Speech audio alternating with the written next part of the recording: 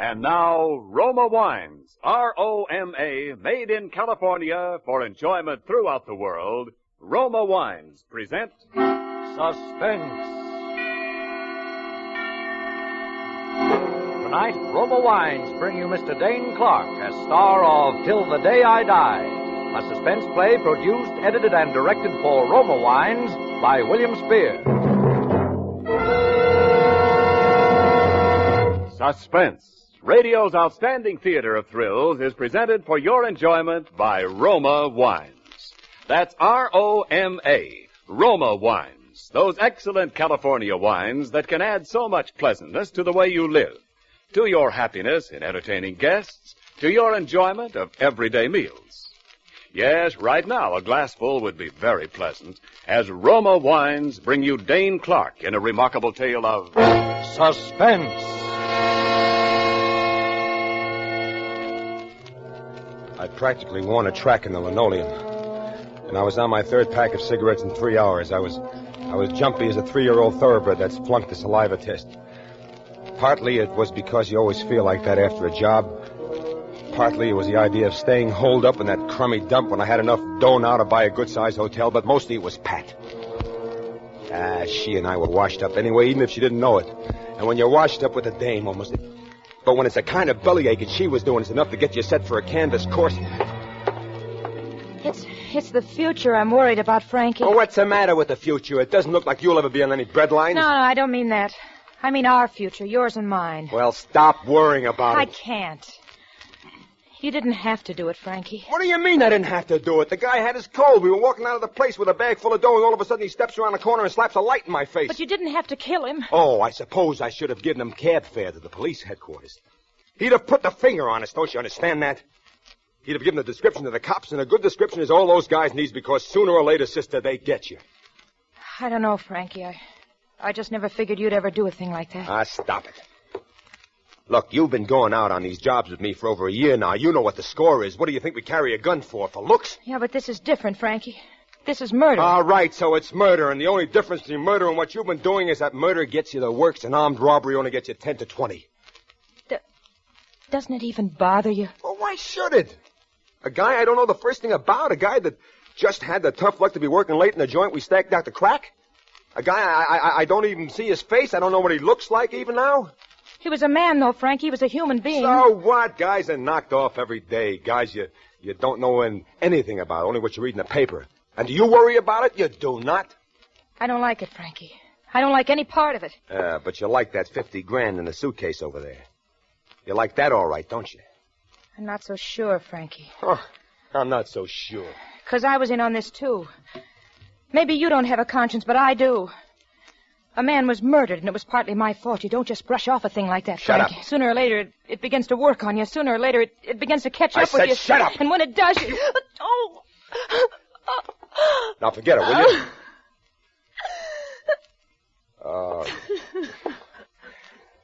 I'm sorry I hit you. Look, I'm a little nervous now. Pull yourself together, will you? Anyway, it's time to go out and get the papers. Come on. Run down for him like a good kid, will you? All right. And see if you can get me a couple of packs of cigarettes while you're at it. All right, Frankie. And stop worrying. Nothing's going to happen. I can't help it, Frankie. Listen, Pat. Yeah? I don't like you to worry, see? Because you might get ideas.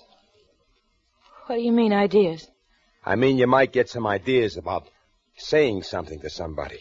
Oh, Frankie. And you know what would happen if you did get any ideas like that. You don't need to worry. 'Cause I do know. Now.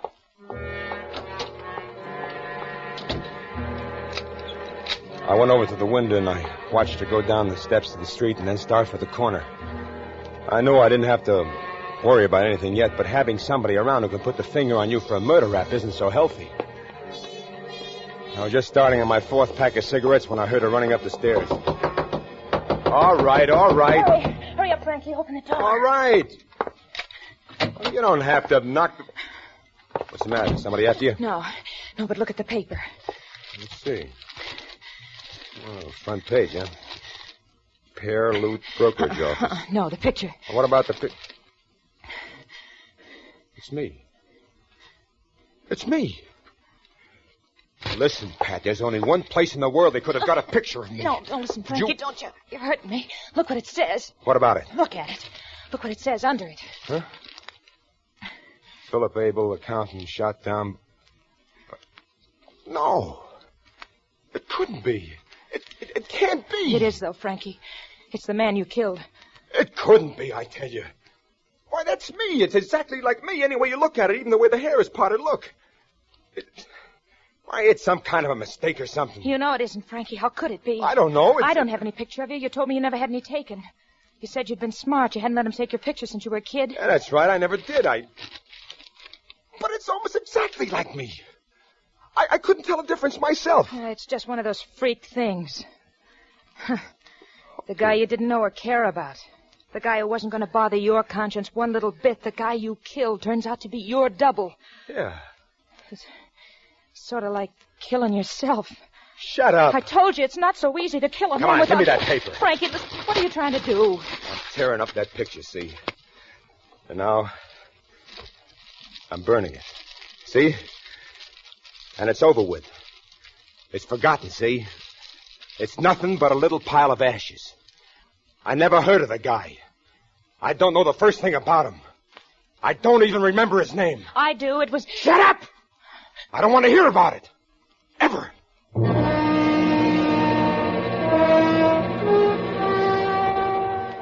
Maybe I should have let her talk about it then when she wanted to. If I'd really got to thinking about the face in that picture, it might have made some difference. I don't know. It might have saved my life, but I don't know.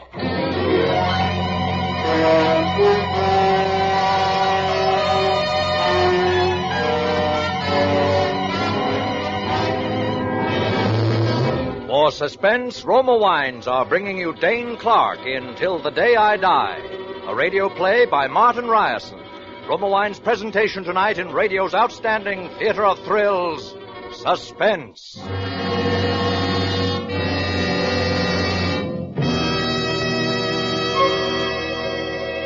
Between the acts of Suspense, this is Ken Niles with a friendly suggestion. Now that summer is over, this is the time when friends drop by to say hello again and swap vacation yarns with you. Make these evenings of friendly companionship rich in hospitality by serving a delicious Roma wine. Yes, a glass of Roma California sherry, port, or muscatel does taste good. And with Roma wines on hand, you're always tastefully prepared for unexpected guests, because delicious Roma wines lend an air of graciousness and goodwill to the most casual get-togethers. You know, there's a solid reason why more Americans enjoy Roma than any other wine. That reason is finer taste. The finer taste of Roma wine is born in California's richest vineyards. There, each year, a vast, juice-laden treasure of choice grapes is patiently, unhurriedly guided to tempting perfection by Roma's unmatched skills and resources. Then, along with Roma wines of years before, this treasure of taste awaits selection from the world's greatest wine reserves for your pleasure. No wonder so many Americans insist on Roma, R-O-M-A. Roma wines for unvarying goodness at reasonable cost. And now, Roma Wines bring back to our Hollywood soundstage Dane Clark in Till the Day I Die, a tale well calculated to keep you in suspense.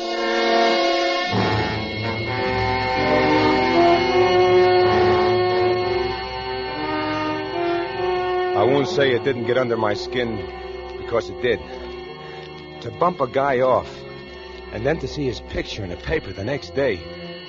And it's a picture of yourself. Feature for feature. The spitting image. I guess it would get anybody.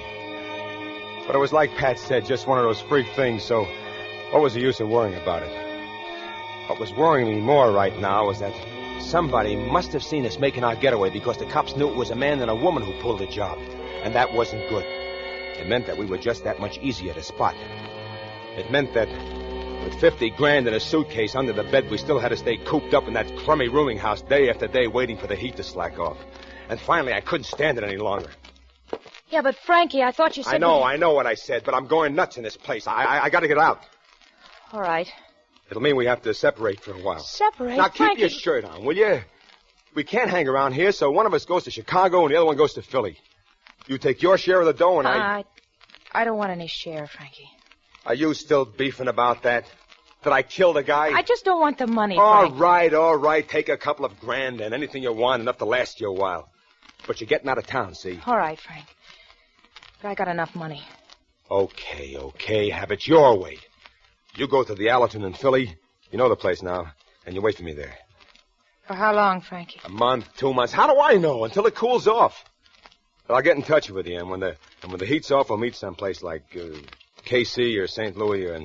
And then we'll head for the West Coast, right? Frankie. Yeah? You won't forget to show, will you, Frankie? Because if you're going to, I'd rather know it now. Forget you, baby? When you're the one person in the world who can put the finger on me for murder? Don't worry, baby. I won't forget you.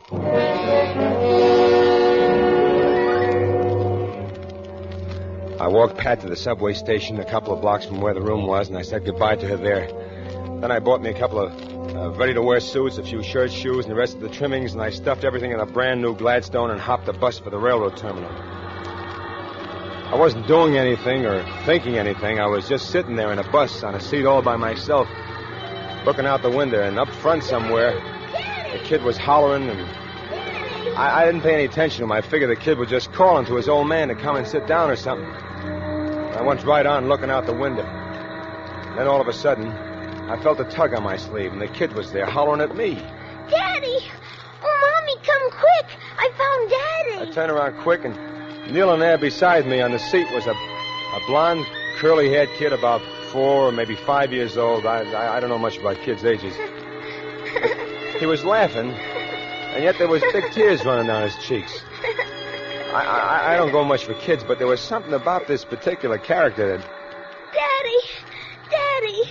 It's Daddy, Mommy! Hey, now, wait a minute. Just a second, kiddo. I'm afraid you got... Hey, what's got into you jumping up on that seat and shouting at the gentleman? It's Daddy, Mommy! It's my Daddy! Teddy, I'm awfully sorry, sir. Oh, no.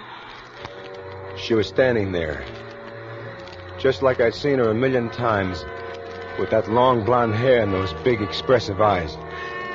Yes, I'd seen her before, but always with my eyes closed. This was the first time I'd ever seen her with my eyes open. Is it so crazy? Haven't you got some kind of a person in your mind that you've always dreamed about? Her eyes were fastened on my face, wide and full of expression. I couldn't figure it. But she got very pale and licked her lips, and then she began to sway, and I jumped up and I grabbed her. I'm all right. No, look, you're not all right. You better sit down here. Thank you. Maybe I will.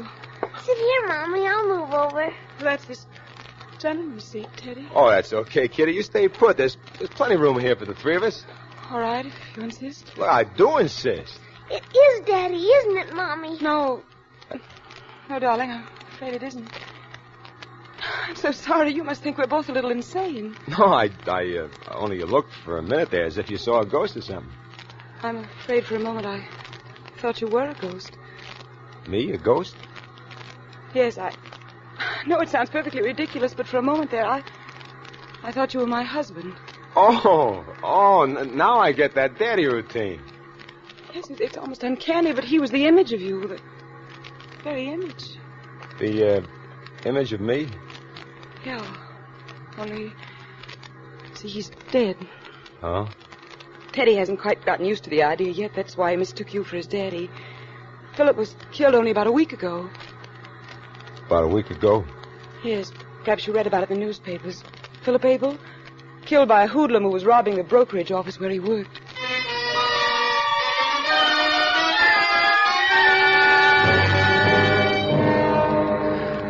There was a terrible knot inside my stomach. I tried to speak, but the words got lost somewhere in my throat. I looked down at the kid with the blonde curly hair, the cutest kid I'd ever seen in my life, and I was a guy who killed his daddy. I kept thinking, this kid is what my kid would have looked like. I had to get a grip on myself. All right, so it was a coincidence. I happened to get on the same bus with the wife of the guy I shot down in the bank, but how was I supposed to know he had a beautiful wife and a curly-haired kid when I shot him? To me, he was just a Joe who stood in my way. So it was a coincidence, that's all. Anyway, I was getting off the bus at the end of the line, catching a train for Chicago, and that would be that. Well, they rode almost as far as the railroad station, and we sat there and we talked about a lot of different things. And it wasn't hard to talk to her somehow. And that kid. And then finally, they were getting up to leave. And then the kid reached up, and he did something no kid had ever done to me before. He kissed me. If you ever come back to this place, Mr. Kane, we live right down this block, 7th house from the corner. I'll remember that. Goodbye, Mr. Daddy. Goodbye, son. I bought my ticket for Chicago one way. I went down and got aboard the train, and the porter showed me my seat. But I couldn't get myself to sit down in it. I went out and stood on the platform. I stood there a long time. I tried not to think about her. I tried not to remember her face and the kid's face with all those tears. But it was no good. There was everything I've wanted all my life. A home, a kid, and the right girl. The girl. And why not? If she'd married Abel, she'd marry me, wouldn't she? Wasn't I the very image of the guy? Didn't she say that herself? Didn't the kid even call me Daddy? Why not? Porter. Yes, sir? Hey, get my bag. Well, we're getting ready to pull out. Get my bag off this train. Yes, sir.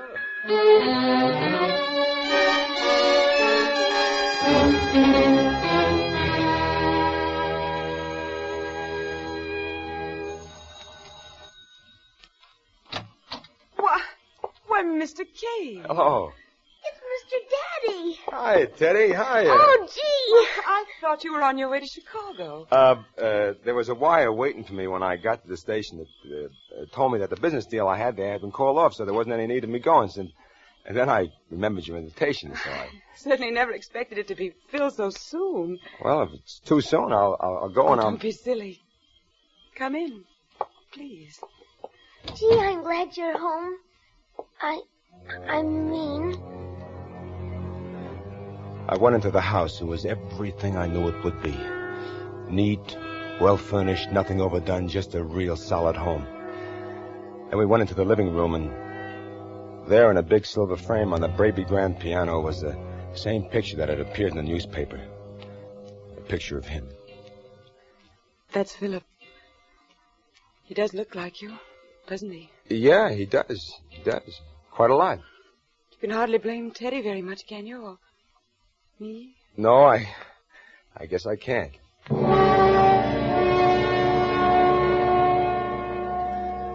After those first few uneasy moments, I guess you could say everything settled down to routine.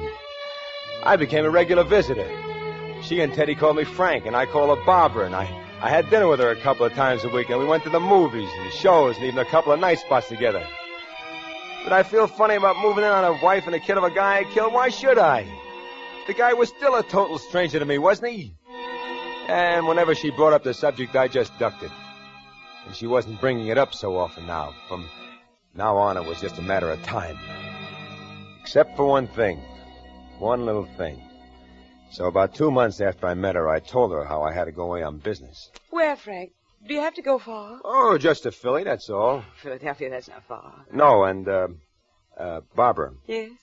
When I come back, there's something I'd like to ask you. Ask me? Yeah. A question. What kind of a question, Frank? Oh, something about you and Teddy and me. Oh. Well, will you be gone long? No. What I got to do in Philly won't take long.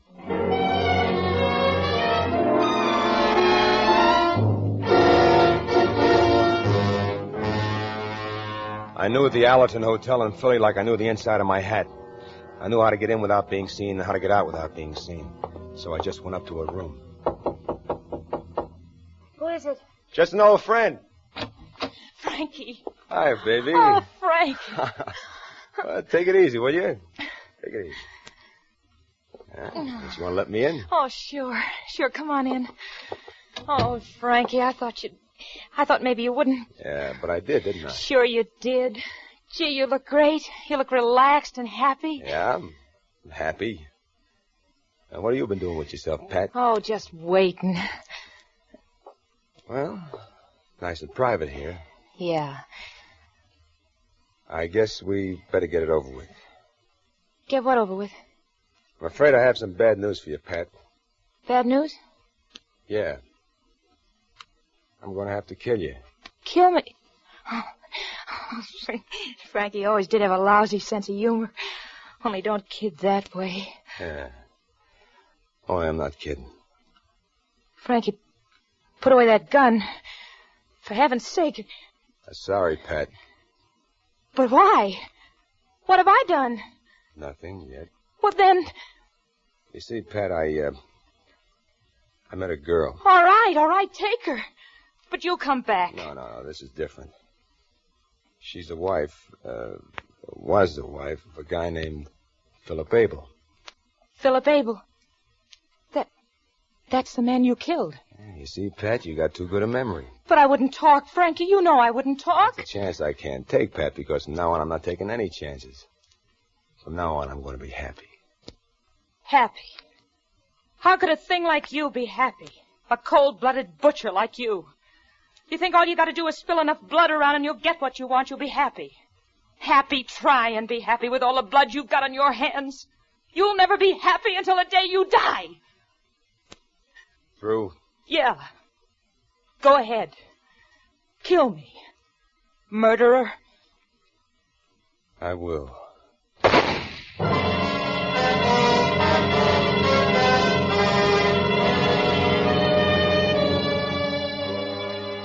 I was back that same night, but I didn't go around to see Barbara until the next day.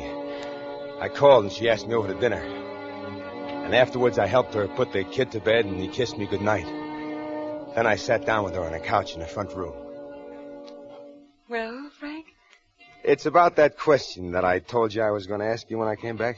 What is the question, Frank? It's, Barbara, will you marry me? Oh. Is that all you got to say? Well, no. No, it isn't. But what? Well, I've got to have a little time to think about it, Frank. Think about it? Yes. Well, you must have known I was going to ask you. Yeah, I suppose I did, but it's still a pretty serious question to answer just like that, Frank. Well, is it that you don't love me enough to marry me? Is that it? It's not just a question of myself. Well, what is it then? It's Teddy. Teddy? Why he's crazy about me. I know he is, but things are easy, simple for a child. I'm the one who has to think about his future. I can take care of his future. Well, I know you can financially. I believe that, but... Well, what other way is there?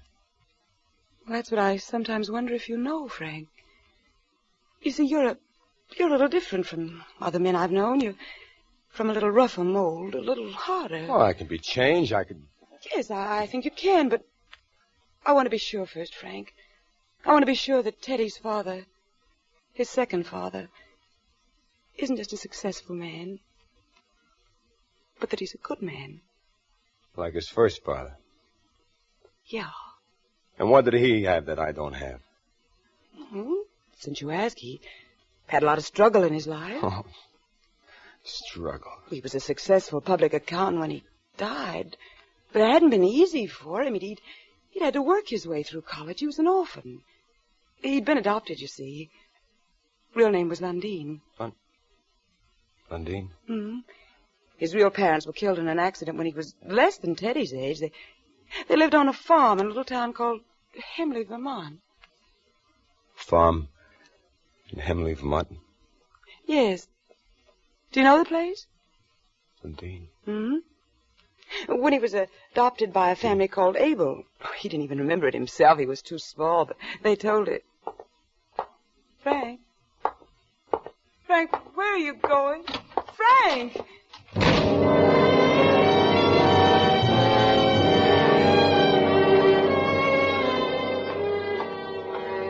I started walking. I tried to put it out of my mind like I had everything else. But it was no good. It grew and grew until my head was bursting with it. Until it was the only thing in the whole world, the thing she told me. So when I got back to my room, I knew what I was going to have to do. And I sat down to write this. To tell her before I do it. It wasn't just what I'd done. It wasn't realizing that a man with another man's blood on his hands can't be a fit father to that man's kid. Or a fit husband to that man's wife. It was what she had told me. A kid named Lundeen. A farm in Hemley, Vermont. And I remembered. I knew now why I looked like Philip Abel. Because I had been a kid named Lundeen. On a farm in Hemley, Vermont. I had been adopted by a family named Kane, and I'd grown up. But in reform schools mostly.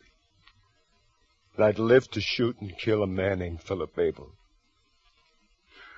Who was my twin. Who was my brother. The gun is by my hand. Pat said I'd never be happy until the day I died. I guess she was kind of right at that.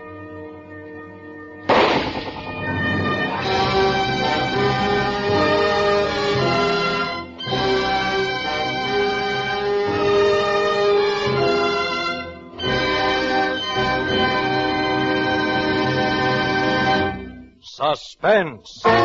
Presented by Roma Wines, R-O-M-A, made in California for enjoyment throughout the world. And now, here is our distinguished star of tonight's suspense play, Dane Clark, and our producer-director, William Spear, carrying a huge basket of Roma Wines. As Frankie the Killer, you deserve the cruel fate which just overtook you. I'm glad that you're dead, you rascal. But as Dane Clark, the actor, I think you deserve a handsome present for a very fine performance. So here it is. A basket of fine Roma wines from Roma and me, Dane. Well, thank you, Bill. And while we're tossing compliments around, it so happens that Suspense is my favorite radio show and that you're my favorite producer. And that Roma, my favorite wine. Let's see if Roma Sherry is here. There it is. Say, Dane, are you having dinner at home this evening? Yeah, I am, Ken. A late dinner with a few friends after the show. Well, you'll find, along with all of Hollywood's famous hosts, that Roma California Sherry is the perfect first call for dinner. Of course, it's the favorite of millions everywhere, anytime. It's the ideal wine for afternoon or evening parties.